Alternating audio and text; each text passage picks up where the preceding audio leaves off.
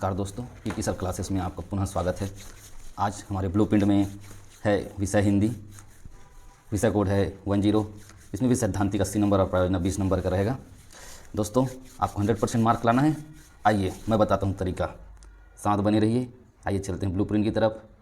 माध्यमिक शिक्षा मंडल रायपुर द्वारा जारी किया गया ब्लूप्रिंट। कुल अंक 80 और इसमें सर्वप्रथम खंड अ है दोस्तों। खंड अ में हमारा है अपठित गद्यांश बोध, गद्यांश पर आधारित बोध प्रयोग स्थानांतरण शीर्षक। इसमें दोस्तों 8 अंकों का अधिभार है।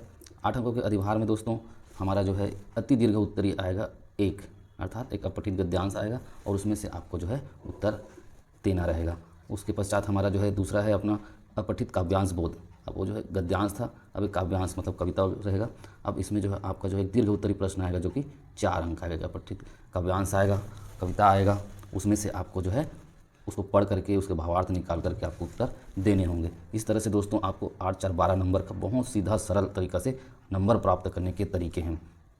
इसी प्रकार दोस्तों अब आगे बढ़ते हैं। चलिए, अब हमारे पास है आपका जो है खंड ब। खंड ब में क्या है? कार्यालयीन हिंदी। कार्यालयीन हिंदी में दोस्तों, कार्यालयीन हिंदी में क्या हो जाता है कि हम जैसे कि नोट्स वगैरह लिखते हैं, कार्यालयों में जो हिंदी का प्रयोग होता है उस तरह के पोर्शन आ जाते हैं। तो हमारे पास जो है इसमें जो है आएगा कार्यालयीन हिंदी। और रचनात्मक लेखन में तीसरा नंबर अध्याय कविता, कहानी, नाटक की रचना प्रक्रिया पर आधारित प्रश्न। ये जो है हमारा रचनाओं पर आधारित प्रश्न है, हमें देखना पड़ेगा इसको अच्छे से।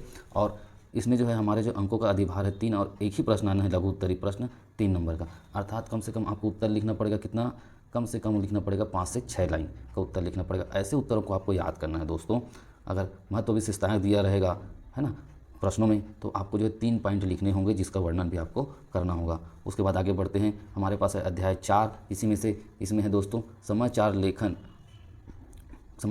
उल्टा पिरामिड शैली, और है आपका जो है शैली, फीचर लेखन, आलेख लेखन, विकल्प सहित। ये सब क्या है दोस्तों? आपको जो है न्यूज़पेपर अगर आप लोग देखते हैं तो उसमें आलेख आता है, तो विचार लेखन आ रहता है, ये सारी चीज़ों का है। तो उसमें आपको जो है उन विचारों को कैसे लिखा जाता है, उसकी शैली क्या होती है, इसके बारे में आपने अध्ययन किया होगा। इसमें जो है दोस्तों आपके अंकों का अधिभार है 3 अंक का और एक प्रश्न आएंगे इसमें। तो आपको जो है एक वही फिर से 5 से 6 लाइन के जो है प्रश्न की तैयारी करनी होगी।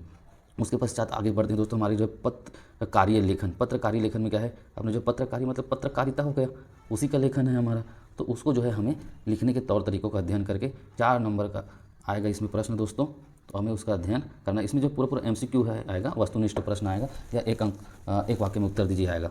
तो उसका तैयारी करना, या आपके पाठ के पीछे में, या आपको जो शिक्षकों ने बताया होगा अलग अलग परीक्षा बोर्ड वगैरह आते हैं उसमें इसका जो है दिया हुआ है, या आपको जो वस्तुनिष्ठ प्रश्न अनसॉल्व पेपर्स है उसमें ये सारी चीज़ें मिल जाएंगे। उसके बाद कार्यालयीन पत्र। कार्यालयीन पत्र में क्या लिखना है दोस्तों? आपको जो कार्यालय को जैसे हम पत्र लिखते हैं, जैसे आप जो अपने प्राचार्य को लिखते हैं उसी प्रकार के पत्र लिखना है आएगा इसमें। आप कलेक्टर को लिख सकते हैं, मुख्यमंत्री का आ सकता है, आपके प्राचार्य को आ सकता है। तो इस तरह से पत्र व्यवहार वाले पत्र आएंगे जो कि आपके जो है कितने नंबर के हैं दोस्तों? इसमें जो है आपके आएंगे 5 नंबर के।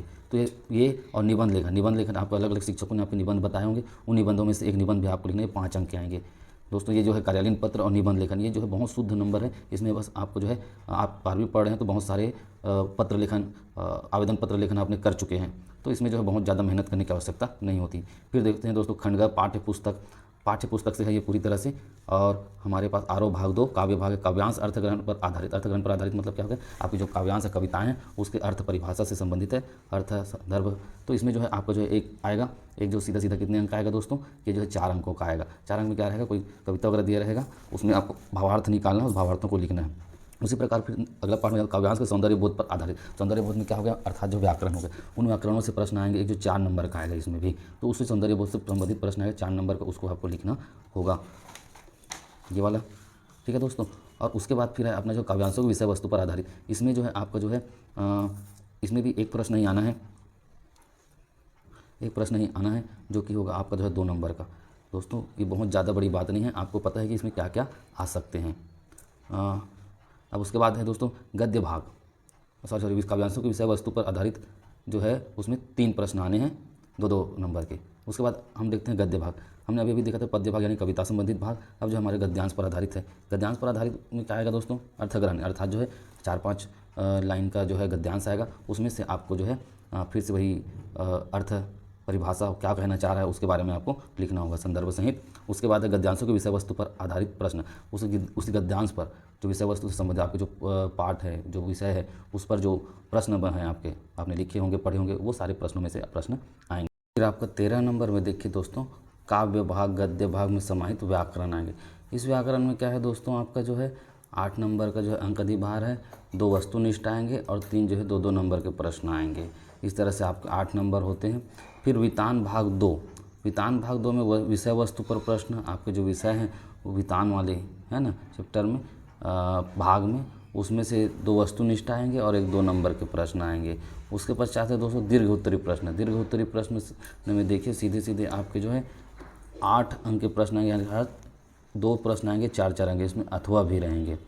तो आपके जो वितान भाग में जो बड़े प्रश्न हैं, जो 4 नंबर के लायक हैं, उन प्रश्नों की आपको तैयारी करनी होगी दोस्तों। इसको अच्छे से तैयारी कर लीजिए, आपका 100% मार्क आना निश्चित है। ब्लूप्रिंट के हिसाब से तैयारी करिए, माध्यमिक शिक्षा मंडल के टॉपर बनिए।